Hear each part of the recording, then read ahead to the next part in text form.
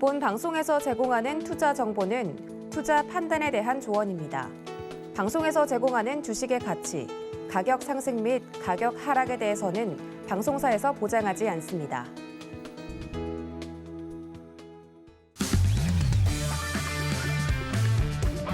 안녕하세요. 해외 시장 소식을 가장 빠르게 만나보는 시간, 해외 선물 신세계 리턴즈의 손자입니다. 네, 간밤 뉴욕 증시는 혼조세 보였습니다. 전날 소폭 하락했었던 다우지수와 S&P 500 지수는 또다시 사상 최고치를 경신했고, 나스닥 지수는 국채금리 상승 흐름에 소폭 하락하며 거래에 마쳤는데요. 이에 달러와 강세도 이어졌습니다. 네, 1조 달러 규모의 인프라 법안이 상원을 통과했다는 소식에 투자 심리 일부가 개선된 모습이었습니다. 하지만 전 세계적으로 코로나19 델타 변이에 대한 우려가 지속되고 있죠. 이 호재와 또 우려가 혼재하는 어려운 시장입니다. 저희 신세계 리턴즈와 함께 든든한 대응 전략 가져가시기 바라겠습니다. 네, 우리 시각 밤 9시 30분에 발표된 미국의 소비자 물가 지수는 전년 동월 대비 5.4% 상승하면서 예측치를 소폭 상회했습니다. 이는 글로벌 금융위기 직전인 2008년 7월 이후 13년 만에 가장 높은 수준이며 식품과 에너지를 제외한 상품과 서비스의 가치 변동을 측정하는 근원 소비자 물가 지수는 전년 동월 대비 4.3% 급등하면서 예측치를 소폭 상회했습니다. 네, 조금 전에 출발한 뉴욕 증시 3대 지수는 상승세 보이고 있습니다. 네, 해외 선물과 관련해서 궁금한 사항은 노란톡 통해서 문의 주시면 자세히 알려드리고 있습니다. 샵 0082로 신세계라고 보내주시거나 또 이 화면 하단으로 나가고 있는 QR코드 스캔하시면 바로 빠른 입장 가능하십니다.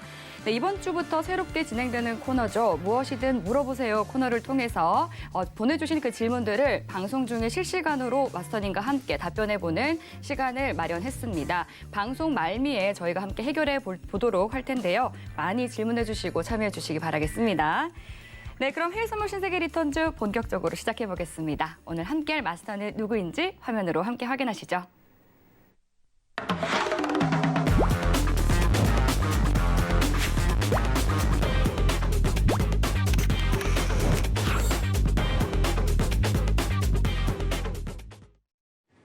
네, 오늘도 해왕 마스터님과 함께합니다. 반갑습니다. 반갑습니다. 시청자분들께 인사 한 말씀 해주시죠. 네, 인사 먼저 드리겠습니다. 네, 해왕입니다. 요새 제가 조금 방송 화면에 좀 신경을 쓰기 시작했어요. 그러신 것 같아요. 오늘도 또 셔츠 멋지신데요? 네, 뭐 바르기를 시작했습니다. 제가 왜냐면은 네. 제가 제 거를 방송을 다시 봤는데 상태가 안 좋더라고요. 좀 이쁘장하게 나와갖고 여러분들 예. 교육도 잘하도록 할 건데 네. 일단은 제가 미증시 관련해서 일단은 단기성에 대한 트레이딩만 접근이 가능한 이유에 대해 설명을 드렸었어요.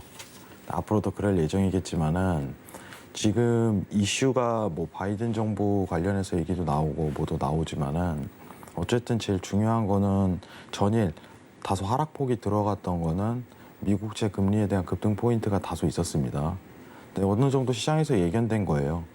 지금 미국채 금리가 시장 바닥을 드러냈다는 거는 조만간 어떻게 보면은 증시에 대한 고점 포인트가 나올 가능성이 굉장히 높다는 건데 이 고점 포인트가 얼마나 길게 유지가 되냐가 제일 중요한 것 같아요. 그래서 이 구간대는 데일리 트레이딩으로 기준점을 잡아야 됩니다. 오늘 이 부분 한번 설명을 드려야 되는데 좀 시간 관계가 굉장히 없을 것 같은데 전에 제가 달러 인덱스 관련해 갖고 질문이 왔었죠. 어떤 질문이었냐면 달러가 어디까지 갈 가능성이 굉장히 높나요? 그러면은 여러분들 지금 우리가 흔히 HTS 보면서 차트 보실 거 아니에요? 차트도 보는 방법이 굉장히 여러 가지가 있습니다. 근데 고점을 이제 타겟팅을 맞추는 차트의 기술은요 좀 달라요, 여러분들.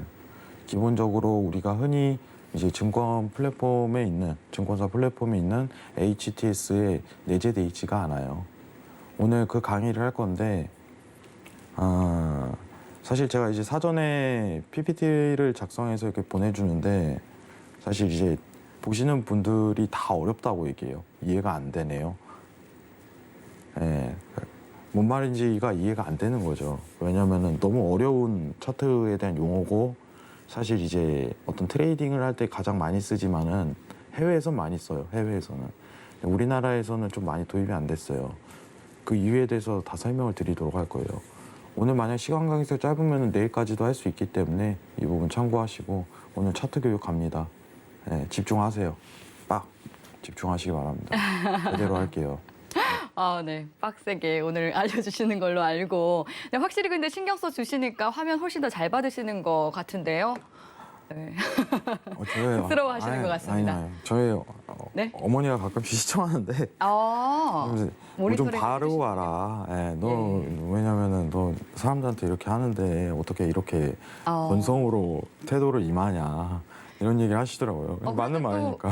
혜영 마스터님 되게 팬클럽 아닌 팬클럽 분들도 계시더라고요. 목소리가 저- 좋다, 뭐 오늘 새신랑 같다 이런 반응도 있으시고요. 여러분 내용이 좋아야죠. 제가 내용이 좋아야 된다. 내용 좋다는 말은 물론 많죠. 내용이 오늘도 좋아야 돼요. 유튜브에 올라온 댓글 중에 우리 장이 오늘 많이 빠져서 해외 선물 흐름 분석이 좀 중요한 시점일 것 같다 이런 말씀도 해주셨거든요. 제가 우리나라 장도 좀 설명을 한번 드린 시간 가지도록 할게요. 예, 일단 알겠습니다. 나스닥 할 때 다 한 번에 읊도록 하겠습니다. 네, 알겠습니다. 오늘 차트에 관해서 또 말씀해 주신다고 하니까요. 추후에 계속 얘기 이어나가 보도록 하겠습니다.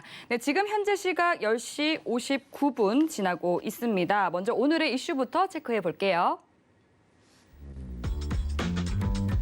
네, 나스닥은 7월 소비자 물가지수가 급등하며 인플레이션 우려가 커지고 있습니다. 골드는 금리 인상으로 인한 추가 하락과 저평가에 따른 반등 가능성에 전망이 엇갈리고 있습니다.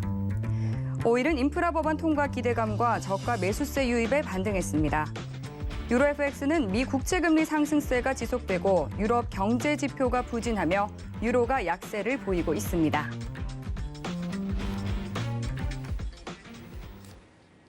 네, 나스닥부터 유로 FX까지 오늘의 주요 이슈 체크해봤습니다. 그럼 이어서 나스닥과 관련한 외신 확인해 보겠습니다. 네, 오늘 가져온 외신 기사 제목은요. Senate passes $1 trillion bipartisan infrastructure bill sending key part of Biden's economic agenda to the House라는 제목입니다.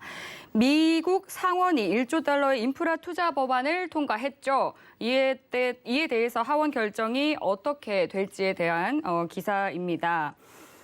미국 상원이 현지 시간 12일 바이든 정부의 최우선 과제였던 1조 달러 규모의 인프라 투자 법안을 가결하면서 경제 의제 목표 달성에 큰 진전을 이뤘습니다. 도로와 광대역, 수도 등에 대한 5,500억 달러의 새로운 예산을 포함하는 이 법안은 19명의 공화당원이 민주당원 전원이죠. 50명의 합류를 하면서 69대 30으로 통과했습니다. 하지만 이 하원을 쉽게 통과하기는 어려워 보이는데요.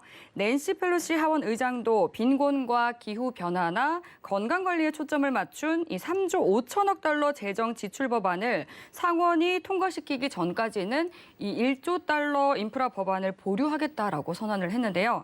이 하원 다수당 원내대표인 스테니 허이어는 하원이 9월 20일까지 휴회를 하기로 되어 있지만 예산 결의안을 검토하기 위해서 8월 23일에 돌아올 것이다라고 말을 했습니다. 네, 바이든 대통령은 이 획기적인 법안은 미국인에 대한 이 세금 인상이라든지 인플레이션 증가 없이 일자리를 창출하고 생산성을 높이며 수십 년 동안 경제 성장과 번영을 위한 길을 걸어갈 것이다라고 말했는데요. 척슈머 민주당 상원 원내대표는 3조 5천억 달러 예산안을 처리하기 위해서 공화당의 협력이 없이도 가능한 예산 조정 절차로 곧바로 들어갈 것이다라고 밝히기도 했습니다. 이 의회가 두 가지 조치를 모두 처리하는 데는 수개월이 소요될 것으로 예상이 됩니다라는 내용의 기사였습니다. 네, 이 조 바이든 대통령이 역사적이라고 표현한 이 인프라 법안이 드디어 이제 하원으로 넘겨져서 최종 승인만 남게 됐습니다.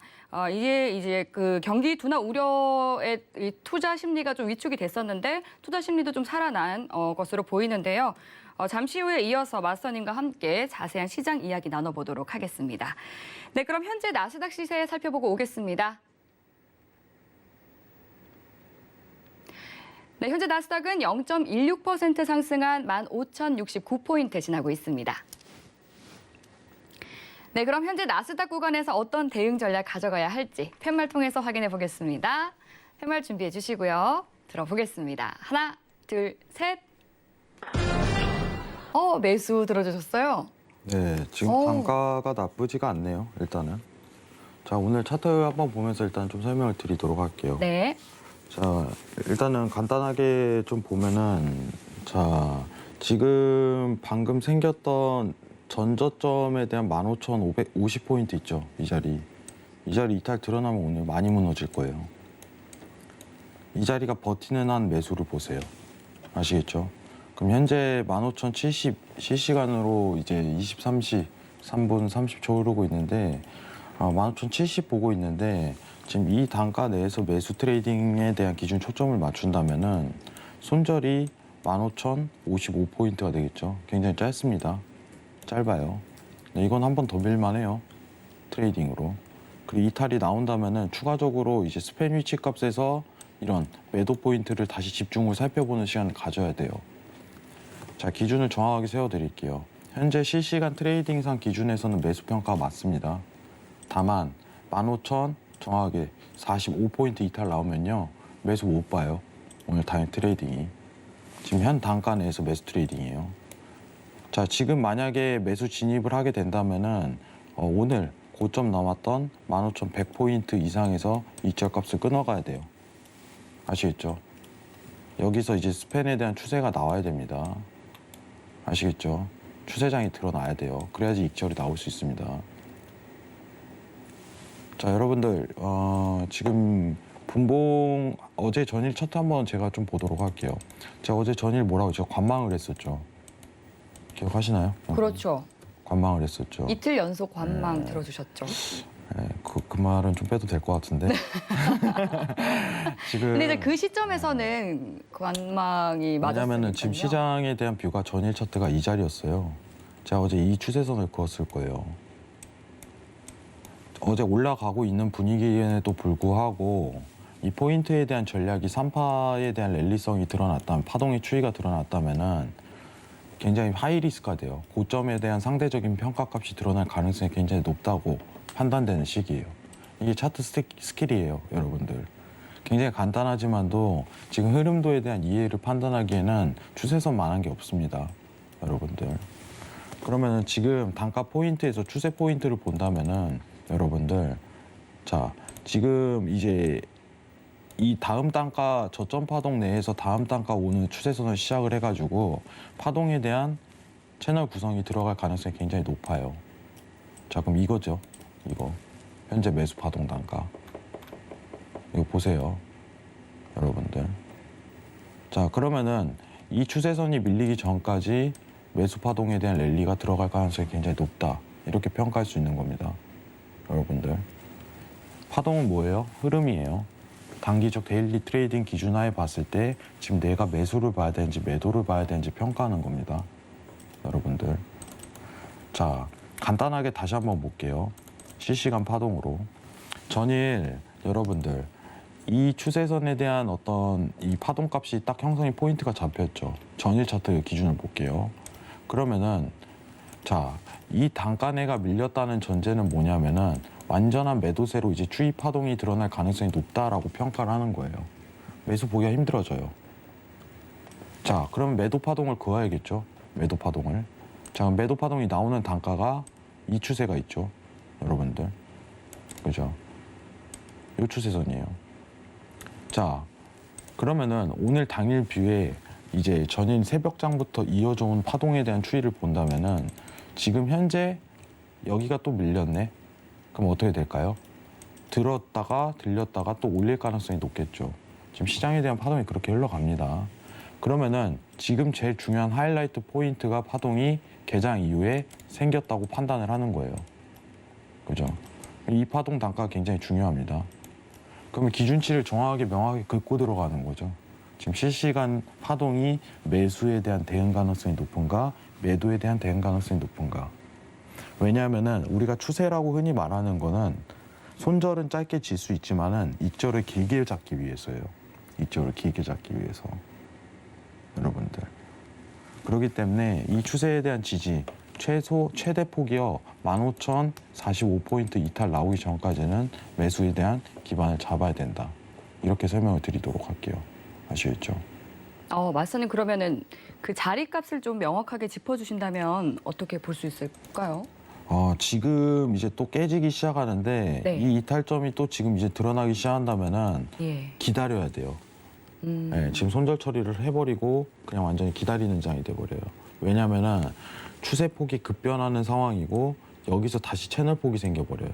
네. 그러면은 웨이팅 자세로 들어가고 자리값이 지정이 안 나오는 게 아니라 무너지고 나서 여러분들이 흔히 보시는 일목균형표상 이런 스팬에 대한 저항값 있죠. 이 도달에 대한 저항 위치값을 체크한 다음 매도를 지는 자리이기 때문에 지금 이 자리에 오면은 매도가 들어갈 것입니다. 이 자리에 오면 매수가 들어갈 것입니다. 라고 판단이 안 세워지는 거예요. 파동에 대한 변화율을 보고서 측정을 해야 돼요. 현재 위치값은. 그러니까 여기서 들어가세요. 여기서 들어가세요. 오늘 여기서 지지가 나올 겁니다. 저점 파동이 여기서 나올 겁니다. 이렇게 안 나와요. 나올 수가 없는 차트예요. 여러분들. 그런 걸 원하시잖아요. 그러면요. 장기 뷰에서 봐야 돼요. 장기 뷰에서. 장기 뷰에서. 장기 뷰에서 봐야 돼요. 장기 뷰에서는 지지 포인트가 나오거든요. 여러분들. 자, 제가 여러분들 듣기만 해도 어렵죠. 지금 간단하게만 추세선만 갖고도 얘기를 했는데 근데 지금부터 할 내용이요. 더 어려워요. 집중하시기 바랍니다. 어제 잠깐 화면 좀 한번 내리도록 하겠습니다. 어제 제가 그 얘기를 했었어요. 오늘 차트 교육 한번 할 거다. 네, 말씀해 주셨죠. 죄송한데 제가 네. 증시 잠깐 한 번만 더 설명드리고 할게요. 증시 네, 좋죠. 잠깐만. 네. 지금 계속 증시가 좋은 것 같더라고요. 잠시만요. 뉴욕 3대 지수가 다 계속 상승세를 네. 타고 있고. 자, 여러분들 지금 최근 증시 국채 금리를 보게 된다면은 네. 국채 금리에 대한 레벨링이 앞으로 1.2%에서 1.4%를 걷돌 것이다라고 판단하고 있어요.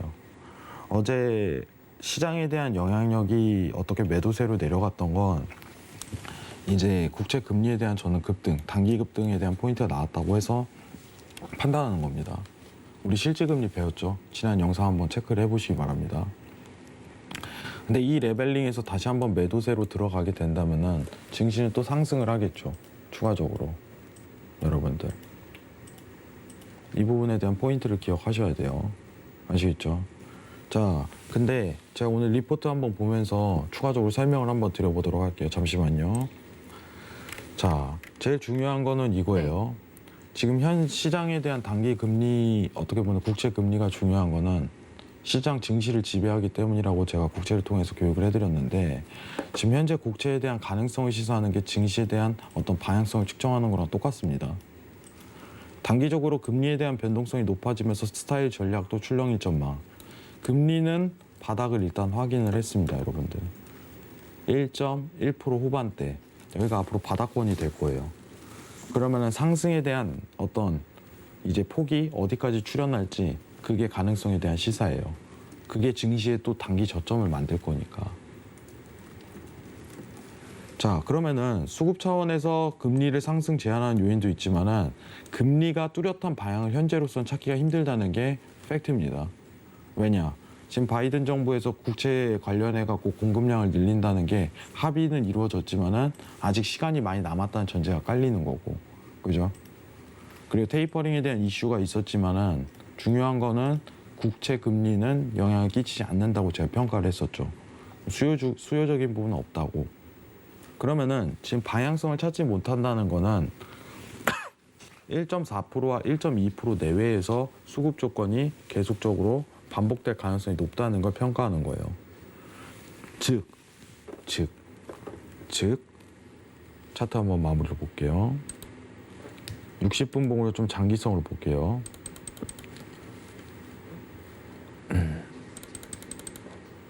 최근 어떤 방향성이 확실히 안 잡히는데 여러분들 이제 여기서부터죠. 국채 금리가 방향성이 있는 자리예요. 보이시죠? 최근 추이예요, 여러분들. 방향성이 있는 자리입니다. 이게 굉장히 혼란스러운 자리죠. 혼란스러운 자리. 이해하실 거예요, 여러분들. 굉장히 혼란스러운 자리입니다. 지금 시장에 대한 어떤 고점을 다시 뚫을 거야, 저점을 다시 내려올 거야 이 평가를 내리는 게 무리수기 때문에 제 단기 평가만 데일리, 틱차트 파동으로 봐야 된다고 설명을 드린 거예요. 증시는. 그럼 여러분들이 앞으로 뭐가 올라갈 종목이 뭐가 있나요? 수익성이 가능성이 가장 높은 종목이 뭐가 있나요? 라고 했을 때 제가 그때 유로라고 얘기를 드렸던 거는 그 가능성이 제일 높기 때문이다 이렇게 평가를 했었어요. 지금 증시는요. 국채에 대한 금리 포인트 변화율이 굉장히 적고 방향성이 이렇기 때문에 증시에 대한 방향성도 있는 단계예요. 그래서 단타에 대한 구간이 굉장히 확정적으로 드러나는 상황이죠. 단타라는 건 뭐예요? 당일 데일리에 대한 파동값으로 대응하는 거예요. 그죠? 중장기 포인트가 안 나온다는 겁니다. 그래도 수익 낼 수 있어요. 추세선만 잘 끊는다면. 자, 반면에 우리가 이제 유로를 하게 보게 된다면은 유로가 오늘 단기 조정 포인트가 들어가긴 했는데 조만간 수급이 더 또 떨어질 가능성이 굉장히 높아집니다. 왜인지 차트를 통해서 교육이 들어가도록 할게요. 자, 시작해 보도록 하겠습니다. 자, 이제 우리가 차트 교육 시작하시는 건가요? 네. 아, 네. 자, 여러분들. 자, 이게 달러 차트입니다. 유로 대비 달러 차트라고 얘기했어요. 원화가 아니에요, 여러분들. 자, 지금 달러가 어디까지 갈까요? 라는 질문에서 최대 포인트를 얘기를 먼저 드려볼게요. 최대 100까지 가요. 100. 지금 92.98이죠. 자, 최소 폭은 어디예요? 96포인트. 이러한 결과값이 어떻게 나오냐? 지금 보시는 삼각형 두 개 있죠. 네. 이게 수학적 공식에서 이루어지는 거예요. 이게 피보나치 비율에 의한 어떤 확정적인 드러나는 건데 이게 만약에 이렇게 되잖아요. 그럼 이 D값이 안 나옵니다. 결과값이 안 나와요. 어디까지 도달할지. 이게 함수식으로 성립이 돼야 돼요. 오늘 이거를 교육해 드릴 거예요. 머리 벌써 지끈거릴 겁니다. 벌써 들려요. 예, 집중 한번 해보죠. 교육 한번 들어가도록 하겠습니다. 네. 왜 지금 하모닉 패턴 구성상 유가가 최대 100달러까지 도달 가능성이 있는지. 자, 이게 하모닉 패턴이에요. 기억하세요. 하모닉 패턴. 하모닉 패턴. 네, 하모닉 패턴. 자, 그러면은 화면 좀 내리도록 할게요. 패턴이 굉장히 좀 여러 가지가 있죠. 그쵸. 여러 가지가 있는데 그 비율 값에 의해서 뭐 여러 가지로 바뀌는 건데 공통적이라고 좀 생각하시는 게 편해요, 여러분들. 자, 우리가 이제 이러한 패턴이 만들어지는 이유가 뭐냐면은 사실 이제 국내에선 잘 안 써요. 최근에 사실 이제 우리 뭐 엘리언트 파동 있고 모 파동 있고 몸 파동 있고 네. 엘리언트 파동은 굉장히 좋은 이론이에요. 저는 좋은 이론이라고 생각을 해요. 근데 여러분들 굉장히 쉬워요. 단조롭고 오히려 그게 더 이제 차트에서 맞을 가능성도 높아요. 근데 우리가 보는 패턴의 종류에는 여러 가지가 있는데 하모닉 패턴이라는 거는 일단은 굉장히 기술적인 집약체입니다. 뭐냐면은 이제 일정한 수학 공식에 의해서 결과값이 나오는 그거를 연출하는 거예요. 자, 우리 이제 여러분들 이제 서경 방송 보시고 이제 어떤 경제라든가 뭐 이제 유튜브를 통해서 차트를 배울 때 뭐 MACD 배우고 CCI 배우고 뭐 이러잖아요. 다들 들으실 거예요. 근데 기본적인 보조지표랑 이 패턴에 대한 차이는 뭐냐면요. 그걸 이제 오실레이터라고 하는데 오실레이터에 대한 그 기준은요. 그냥 추이가 이렇게 생길 것이다라는 가능성만 내포하는 거지. 어떤 정확한 위치값에 대한 표현은 못해요. 이게 정확한 차이입니다. 우리가 질문을 하잖아요. 자, 혜영님 지금요 나스닥이 어떻게 흐르고 있는데 오실레이터 MACD로 어디까지 오를 것 같아요? 이 답을 꺼내는 사람이 있다면 저는요 외계인이라고 칭할 거예요. 정말로요. 오실레이터는 그 값이 안 나옵니다. 이게 하모닉 패턴의 가장 큰 장점이에요. 정확한 자리 위치 값과 손절 라인을 제공해요. 목표가를. 이 수학적 공식으로 나오는 정확한 값이 대변되기 때문에. 오실레이터는 그게 안 되죠. 단순한 방향성에 대한 의미만 가지는 거예요. 자, 우리가 그러면은 익절에 대한 포인트와 손절에 대한 정확한 포인트 기준을 잡는 어떤 기준 근거에 대한 보조지표는 딱 크게 두 가지를 볼 수 있어요. 뭐가 있어요? 이 하모닉 패턴. 그리고 추세선이에요. 추세선은 명확하게 이제 기준에 대한 근거가 나와요. 여러분들. 아시겠죠?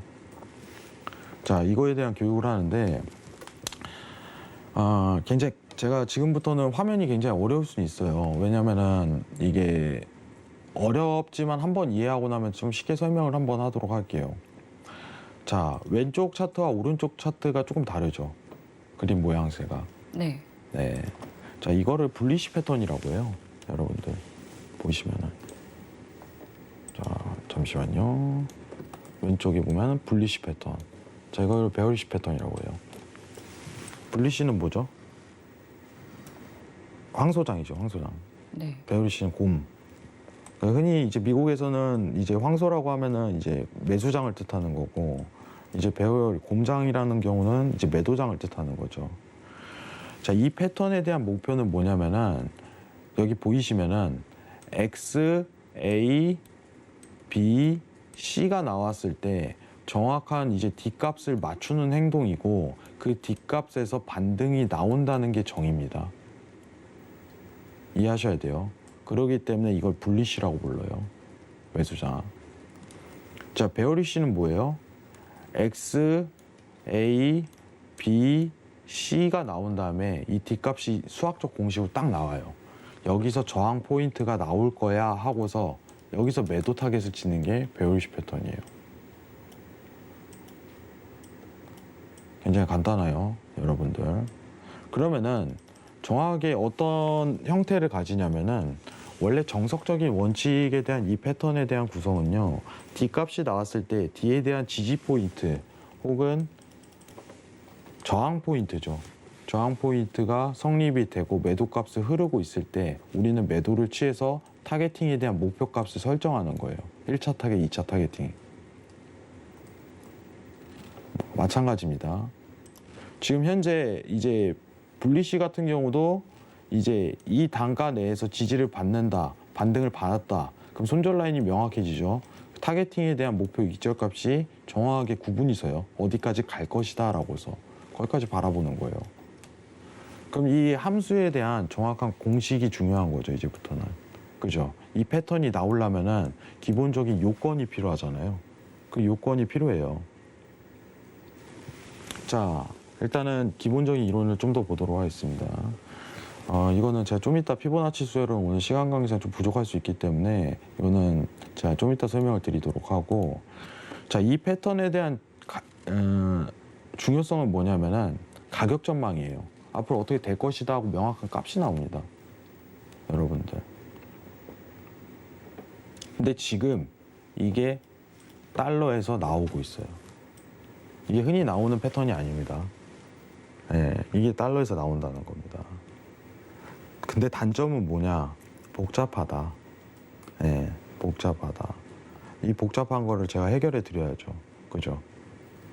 자, 우리가 지금 패턴에 대한 구성을 봤을 때 지금 달러에서 이제 실전으로 바로 들어갈 건데 오늘 시간 관계상 여러분들 지금 달러에서 나오는 차트가요. 베어리시 패턴하고 불리시 패턴이 있다면은 지금 나오는 패턴이요. 달러에서 베어리시 패턴이 나와요. 지금 오른쪽 그림 있죠? 이게 나옵니다. 달러에서. 이 D값이요. 100으로 설정이 돼요. 최대값이. 실전을 보여드릴 거예요. 좀 이따. 자, 그리고 이게 지금 어려운 게 이게 패턴에 대한 종류 구분인데 이거는 제가 내일 한번 다시 설명을 드리도록 하겠습니다. 오늘 시간이 좀 부족하네요. 자, 지금 달러 차트 한번 보도록 하겠습니다. 자, 여기 보시면은 최근 X값에 대한 표현이요. 달러 선물지수 평가 왼쪽 차트 보이시죠? 94.77로 표현이 돼요. 여기가. 보이시죠? A값이 89.19로 표현돼요. 자, B값이요. 93.47로 돼요. C값이 89.53으로 표현됩니다. 자, 이거를 딱 타겟팅을 치니까 목표값이 세 자리가 나옵니다. 1차 타겟, 2차 타겟, 3차 타겟. 자, 1차 타겟 목표값이 어디예요? 화면 보시면은 96.28입니다. 기억하세요. 2차 타겟이 98.19포인트예요. 자, 3차 타겟이 100포인트입니다. 아시겠죠?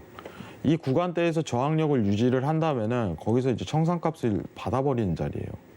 지금 우리가 달러 인덱스가 여러분들 표현을 보시면은 이 패턴이 일단 구성이 나왔다는 건 디가까지 가격 상승에 대한 전망이 굉장히 높게 평가된다는 거고, 어디까지 타겟팅이 이루어질지에 대한 평가값을 항상 질문하잖아요. 달러가 어디까지 갈까요? 그죠? 자, 1차 96, 2차 98, 3차 100입니다. 이렇게 표현할 수 있어요. 피보나치 배율에 의해서 이러한 공식값이 성립이 되는 거예요. 근데 이게 그냥 매일 나오냐? 아닙니다. 지금 이 함수가 성립이 돼야 돼요. 로직이. 보시면은 X값은 이제 B값보다 높아야 돼요. 위치값상. 그죠? A값은 C값보다 낮아야 돼요. 그죠? 이 공식이 성립이 돼야 돼요. 그래야지 D값에 대한 어떤 정의 패턴이 나와요. 이 비율이 굉장히 성립이 돼야 된다는 거죠. 그러면은 패턴에 대한 종류 성립이요. D값이 나오려면요. 여기 D값이죠. D값이 나오려면 이 구성 안에 이 비율이 다 들어가야 됩니다. 그래야지 D값에 대한 정의값이 나와요. 아시겠죠? 내일 여러분들 이 부분 제가 좀 이어서 할게요. 오늘 간단한 이론에 대해 설명을 드렸는데, 그러면은 차트 내리고 오늘 시간 관계상 달러 인덱스 차트 잠깐 보면서 가보도록 할게요. 네. 달러 인덱스 차트를 봐주신다고요? 네. 자, 보시면은 아까 보던 차트였죠, 여러분들. 네. 네, 아까 보던 차트였는데 지금 보시면은 우리가 D값에 대한 위치 요청값이요. 여기 보시면은 최소 96값, 그죠? 96값이 한번 성립되는 게 1차 타겟팅이죠. 96. 자, 이제 앞자리 수만 좀 다뤄볼게요. 시간 관계상. 자, 그럼 1차 타겟팅 목표 값이요. 여기로 잡히는 거. 잠시만요. 1차 타겟팅 목표가 여기서 잡힙니다. 자, 2차 타겟팅 목표가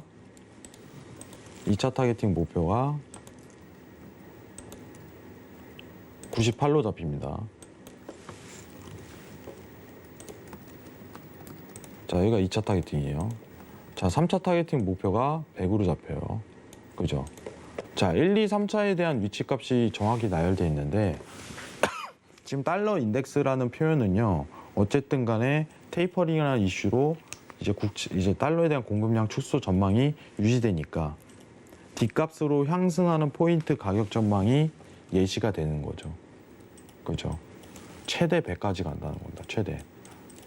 최소 96까지 가능성이 있고. 그죠?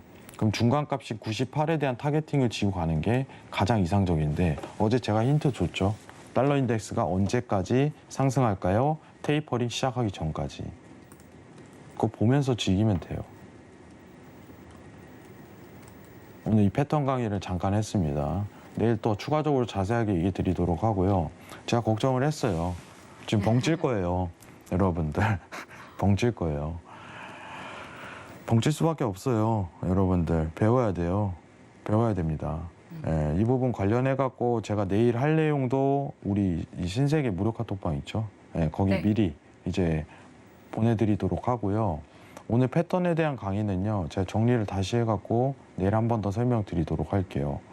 자, 이거 굉장히 유용하고 좋아요. 여러분들 장기성으로 트레이딩에 대한 관점을 바라볼 때 굉장히 유용한 도구입니다. 물론 당연하게 주식에서도 씁니다. 당연하게 주식에도 써요. 어떻게 활용하냐, 어떻게 하냐가 제일 중요한 거예요. 차트 배우고 싶다면 여러분들이, 그죠? 저는 무수히 알려드릴 수 있어요, 이렇게. 네. 근데 기본 어떤 시장에 대한 베이스가 중요한 거기 때문에 최근에 달러 그리고 국채에 대한 교육을 했기 때문에 지금 달러에 대한 전망이 98달러까지는 유지가 된다. 이렇게 평가감 내리면서 내일 추가적으로 이어가도록 하고요. 그리고 내일 할 걸 미리 좀 설명드릴게요. 네네. 내일 시장이요, 빅쇼트가 언제 올까요? 라고 질문을 했잖아요. 그거, 예, 빅쇼트라는 좀 표현이 조금 격하긴 한데 시장이 언제 위험이 발생할까요? 라는 질문을 주셨어요. 그거를 미국 MMF 시장 구조로 보는, 국채 스프레드로 보는 시장에 대한 위험도 점검, 이거를 체크를 한번 해보도록 하겠습니다. 내일은 시장이 언제 위험해질까요? 언제 위험을 발동시킬까요? 굉장히 중요한 내용이네요. 네, 그거를 한번 보는 시간을 가지도록 하겠습니다. 오늘은 차트 교육 짧게 마무리 짓겠습니다. 이상입니다. 네, 오늘 해왕 마스터님께서 패턴과 관련해서 강의를 해주셨습니다. 증시 시황 해석부터 또 이제 다른 곳에서는 접하기 어려운 하모닉 패턴에 대한 강의를 이어주셨는데요. 내일도 계속해서 차트 강의 이어집니다. 언제 위험해질지 정말 중요한 내용이 내일 다뤄질 예정이니까 많이 시청해 주시기 바라겠습니다. 네, 그럼 바로 이어서 노란톡으로 들어온 시청자 여러분의 고민을 해결해 보는 시간이죠. 무엇이든 물어보세요. 시간을 가져보도록 하겠습니다. 먼저 참여 방법 화면 통해서 확인해 보시죠.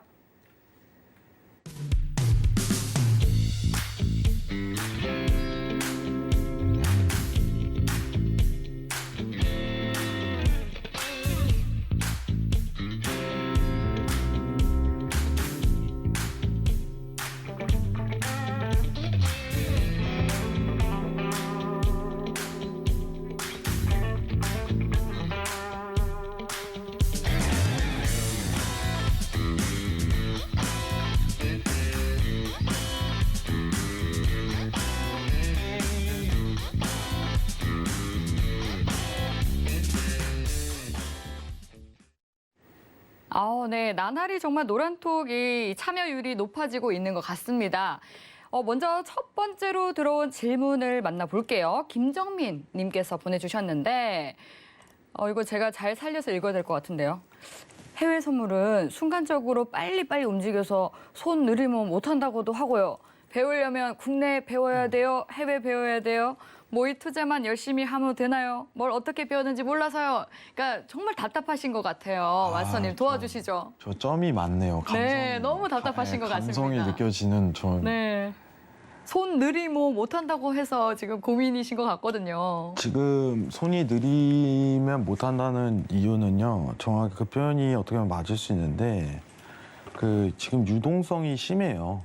유동성 장세라고 하죠. 우리가 2018년도의 차트랑 지금 상황이랑 좀 대변을 해볼게요.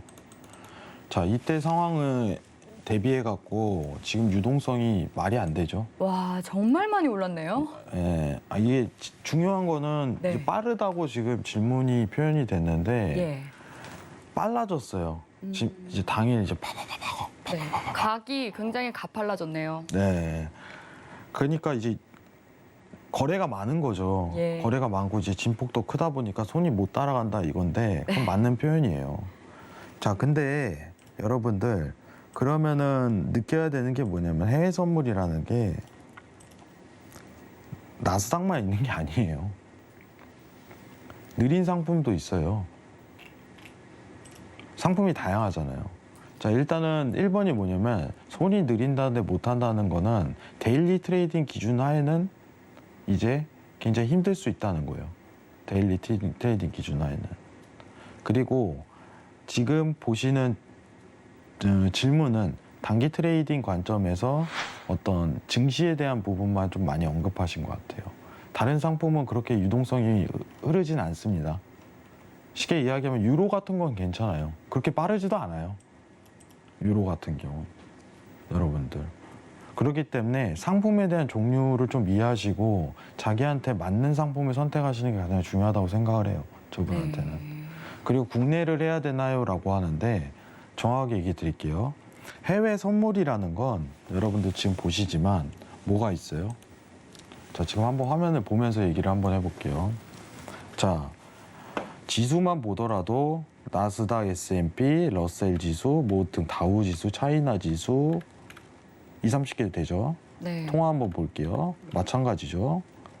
금리 마찬가지죠. 금속 마찬가지죠. 에너지 많죠. 자, 국내 선물이라는 건 이 많은 상품이 있죠. 이 중에 하나밖에 안 돼요.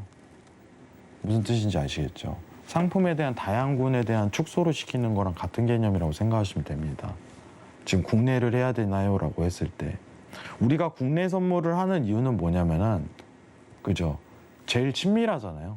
코스피 네. 200이라는 표현을 하면은 웬만하면 주식 하시는 분들 다 알잖아요. 그렇죠. 자, 근데 만약에 나스닥 이러면은 이해 아직 못 하시는 분들도 있단 말이죠. 러셀 지수 이러면 아직도 모르시는 분들이 많아요.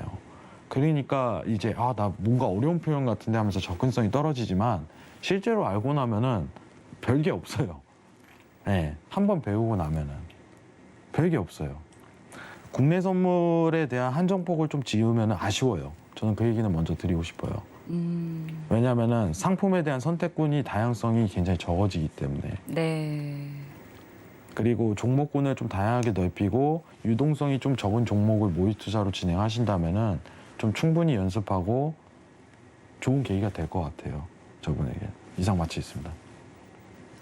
네. 또 속 시원한 답변이 되셨기를 바라겠습니다. 점점점 많이 넣어주셨는데 이제는 이 점들이 많이 사라졌길 바라면서 바로 다음 질문으로 넘어가 볼게요. 뽀미님께서 주신 질문인데요.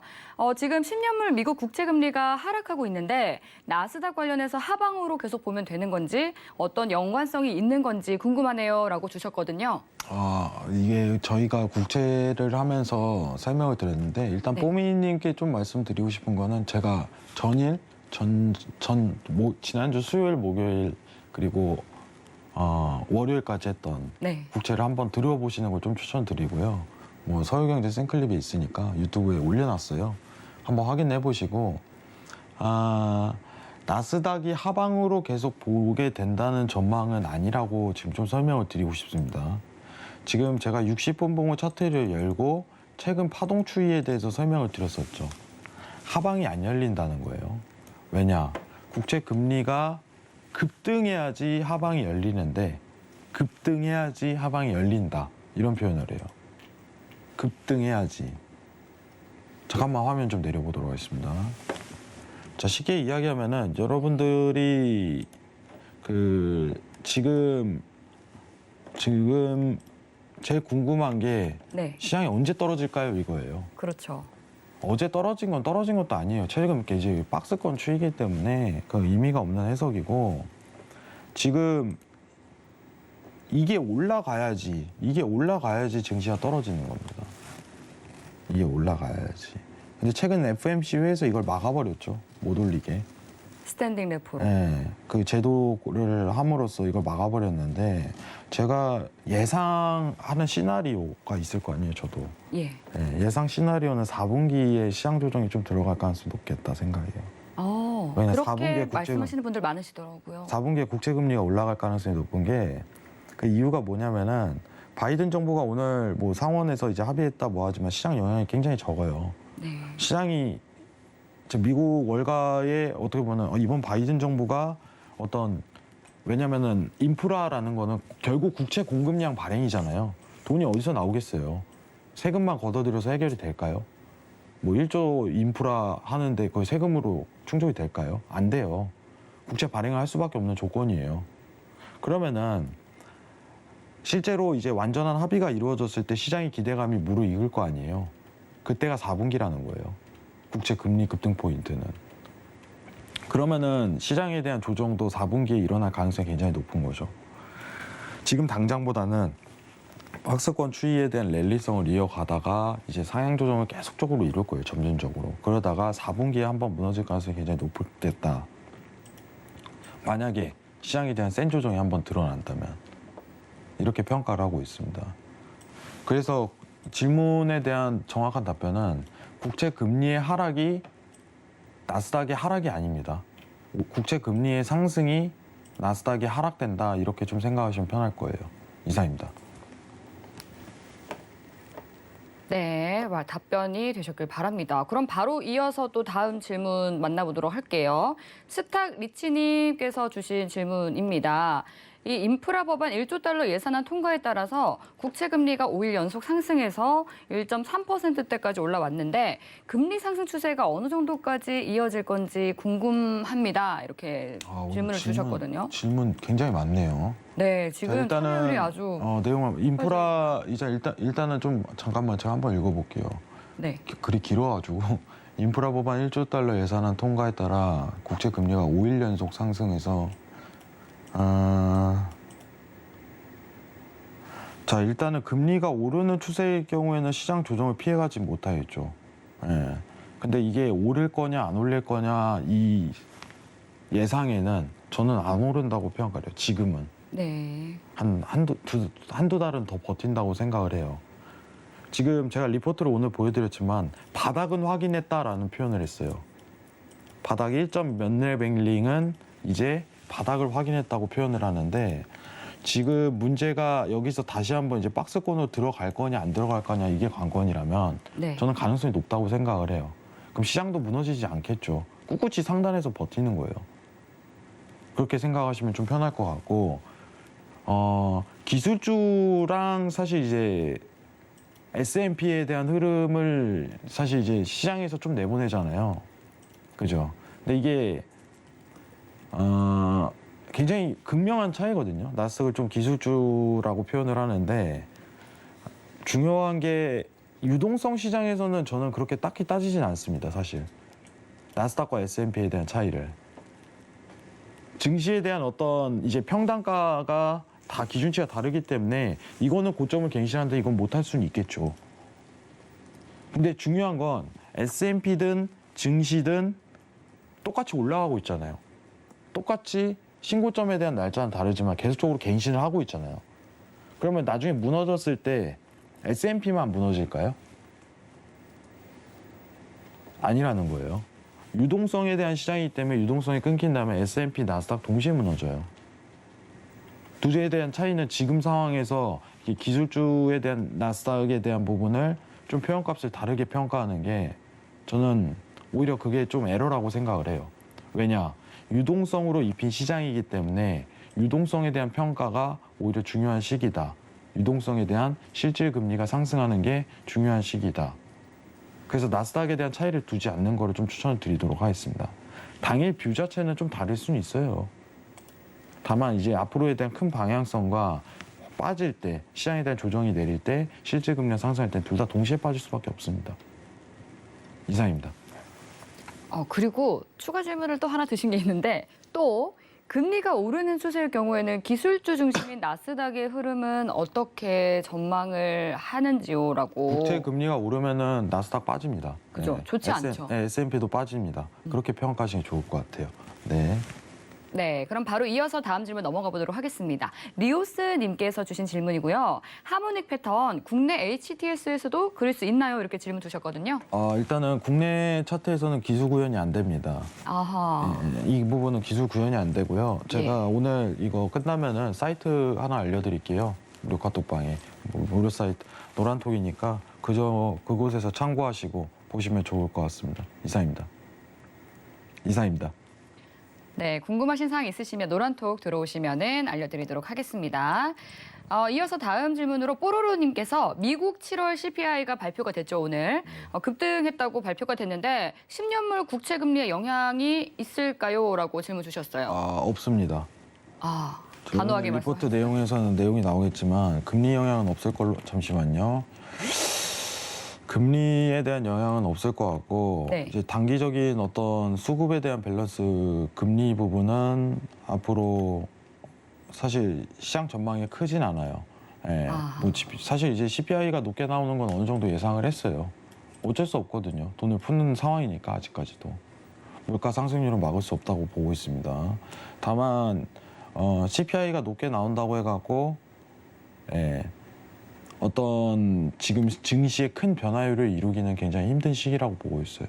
저는 증시에는 오히려 국채 금리에 대한 급등 포인트가 언제 드러날지 그거 가지고 시장 포인트를 잡는 게 더 우선적일 생각이에요. 제가 증시를 예상할 때 두 가지 포인트를 봐야 된다고 했죠. 이제 물가 상승률과 그리고 국채 금리. 근데 시장에 대한 지금 상황에서 큰 변화율을 이루는 건 국채 금리밖에 없다고 얘기를 합니다. 이거는 어떻게 보면 상단에서 어떻게 보면 계속적인 레벨링을 계속 구현할 거기 때문에 큰 변화율을 기록하기 힘들어요. 물가 상승률은. 파월도 포기했는데요, 뭐. 물가 상승은. 네. 근데 국채 금리는 계속적인 큰 변동성을 가지거든요. 그럼 이 포인트에 의해서 실제 금리가 변화하기 때문에 증시가 변화율이 가장 높다고 평가하는 게 맞겠죠. 이렇게 보도록 하겠습니다. 네, 지금 시장에서는 국채 금리가 중요하다 말씀해 주셨습니다. 네, 바로 빠르게 또 다음 질문 만나볼게요. 혜선왕님께서 이 지표 발표가 있는 날에는 장이 많이 흔드나요? 그러니까 항상 손실을 보는 것 같아서 관망하게 됩니다라고 말씀해 주셨거든요. 팁을 하나 드리도록 할게요. 네. 그 지표 발표 전에 매매를 하지 마세요. 웬만하면. 우리가 여러분들 흔히 얘기를 하는데 제가 간단하게 얘기를 하도록 할게요. 저희 그 신세계가 11시, 12시 하죠. 그렇죠. 밤 11시, 12시. 네. 미국 아침이에요. 여러분들 생각해 보세요. 주식할 때요. 여러분들 주식 전에 시외가로 그냥 먼저 진입해 있어요? 같은 개념이에요. 여러분들은 그걸 하고 있는 거예요. 저는요. 어떻게 하냐면요. 지금 보시면요. 네. 자, 차트 한번 보도록 할게요. 미장 개장 기준에 대한 파동값이요. 지금 개장 이후 23시 30분 이후죠. 30분 이후. 30분 이후에 대한 파동값을 먼저 보려고 노력해요. 어차피 우린 시간이 많거든. 왜냐? 미국은 한창 아침이잖아요. 나스닥을 하는데 우리는 단순하게 개장 전에 거래를 먼저 하려고 하고. 그리고 지표가 있는 날에는요. 지표 시간은 저는 개인적으로 그 얘기를 해요. 그 거래가 많아지는 시기이긴 하지만 변동성도 그만큼 심해지고 흔히 휩쇼라고 얘기를 해요. 추세보단 휩쇼적인 부분이 많이 발동하기 때문에 피해가는 게 좋아요, 사실. 제 개인적인 팁을 드린다면. 저는 원래 지표할 때 좀 트레이딩 안 하는 법입니다. 파동만 체크하지. 오히려 제가 이제 리스크를 감당할 수 있는 매수 단가라든가 매도 단가를 측정하고 대응하는 그 영역이라고 생각을 해요, 해외 선물은. 지금 보시면은 매도에 대한 영역에 대한 대응 구간이 가능한지 여부를 측정하는 구간이잖아요. 그죠? 그러면 지금 만약에 매도에 대한 대응을 들어간다고 가정했을 때 손절이 여기로 극명하게 나뉘죠. 그죠? 대응이 가능하겠구나라고서 판단이 들어가는 거예요. 그러면 다시 스팬에 대한 이탈이 드러났을 때 이러한 파동값을 한 번 더 가질 수 있겠구나 가능성을 보고 대기하는 구간이 되는 거예요. 차트는 어떻게 보면은 진입이라는 거를 타이밍이 굉장히 좋아야 되는데 제가 이렇게 파동 채널링을 그리는 이유는 뭐냐면요. 이 시장에 대한 어떤 단기적인 모멘텀 평가를 하기 위해서예요. 내가 대응이 가능한 구간인지 아닌지. 지금 질문에 대한 정확한 답을 드리면은 일단은 지표 때 그리고 지표 전에 거래를 많이 하시는 것 같아요. 그럼 웬만하면 피해 가셨으면 좋겠습니다. 네, 오히려 지표 이후 장이 안정됐을 30분 이후에 대한 트레이딩을 좀 고수해 보시면은 좀 안정된 진폭으로 수익성을 강화하실 수 있을 거라고 생각해요. 이상입니다. 네, 시원한 답변이 되셨길 바라겠습니다. 더 많은 이야기가 궁금하신 분들을 위해서 방송 이후에도 계속해서 노란턱 열려 있습니다. 어떤 질문이든지 대환영이니까요. 샵 0082로 신세계라고 보내주시면 참여 가능한 링크 보내드리고 있습니다. 그리고 화면 하단에 나가고 있는 QR코드 스캔하시면 바로 빠른 입장 가능하시니까요. 들어오셔서 알찬 정보 많이 가져가시기 바라겠습니다. 네, 참고로 본 방송에서 제공하는 정보는 투자 판단에 대한 조언일 뿐 해당 상품의 가치나 수익률을 보장하지 않습니다. 서울경제TV는 자본시장 통합법을 준수합니다. 1:1 투자 상담과 유사 수신행위 등 모든 불법 사항을 엄중히 금지합니다. 네, 열심히 달려오다 보니 어느덧 마칠 시간이 됐네요. 내일도 더욱더 알찬 소식 들고 찾아뵙겠습니다. 오늘도 늦은 시간까지 함께해 주신 여러분 감사합니다.